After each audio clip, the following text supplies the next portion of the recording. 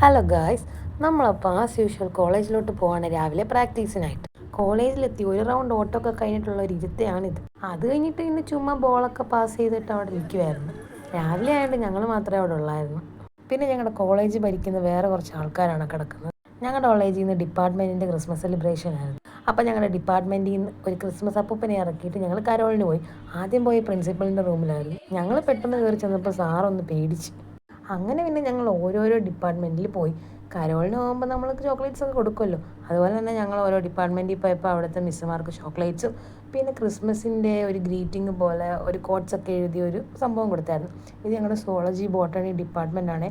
Full ചെടികളൊക്കെ വെച്ചിട്ട് അങ്ങനെ പിന്നെ തിരിച്ച് ഞങ്ങൾ ക്ലാസ്സിൽ വന്നു. ഇത് കഴിഞ്ഞിട്ടുള്ള ദിവസം ഞങ്ങളുടെ കോളേജിൻ്റെ മൊത്തത്തിലുള്ള ക്രിസ്മസ് സെലിബ്രേഷൻ ആയിരുന്നു. അപ്പോൾ യൂണിയൻ ഓഫീസിൽ അവിടെ എന്തൊക്കെയോ പണിയെടുത്തുകൊണ്ടിരിക്കുക. ഞങ്ങളവിടെ ചുമ്മാ പോയിരുന്നു. പിന്നെ ഞങ്ങളുടെ സെക്കൻഡ് ഇയേഴ്സിന് കേക്ക് കട്ടിങ് ഒക്കെ ഉണ്ടായിരുന്നു. ഞങ്ങൾക്ക് കേക്ക് കട്ടിങ് ഒന്നും നടക്കാത്തതുകൊണ്ട് തന്നെ പിന്നെ അവരുടെ കേക്ക് കട്ടിങ്ങിൽ പങ്കെടുത്തു. കേക്കും കഴിച്ചു. നമുക്ക് പിന്നെ എവിടെ നിന്നെങ്കിലും കിട്ടിയാൽ മതിയല്ലോ. ഒരാൾക്ക് കൈ കഴുകാൻ വയ്യാത്തതുകൊണ്ട് പിന്നെ ഞാൻ വാരിയൊക്കെ കൊടുക്കുക. ഈ ഫുഡൊന്നും നമ്മൾ കൊണ്ടുവന്നതല്ല കേട്ടോ.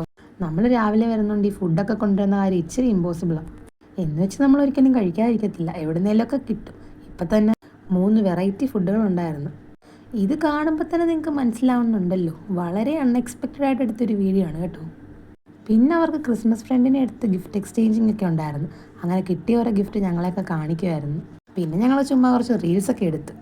പിന്നെ അങ്ങനെ പരിപാടികളും കാര്യങ്ങളൊന്നും ഇല്ലായിരുന്നു. കുറേ നേരം വെറുതെ ക്ലാസ്സിൽ തന്നെ ഇങ്ങനെ കാര്യം പറഞ്ഞുകൊണ്ടൊക്കെ ഇരുന്നു. പിന്നെ ഈ ഒരു സാധനം ഉണ്ടല്ലോ, എനിക്കിതെന്തോ ഭയങ്കര ഇഷ്ടമാണ്. അങ്ങനെ പിന്നെ തിരിച്ച് വീട്ടിലോട്ട് പോകും. ഞങ്ങൾ ബസ്സിൽ പോയിക്കൊണ്ടിരിക്കുമ്പോൾ റോഡിൽ ഭയങ്കര ആൾക്കൂട്ടം. പിന്നെയാണ് മനസ്സിലായത് ഷാഫി പറമ്പിൽ എന്ന് പറയുന്ന ആ ആളെ കണ്ടുകൊണ്ടുള്ള തിരക്കായിരുന്നു. അപ്പോൾ അത്രയേ ഉള്ളൂ. ബൈ.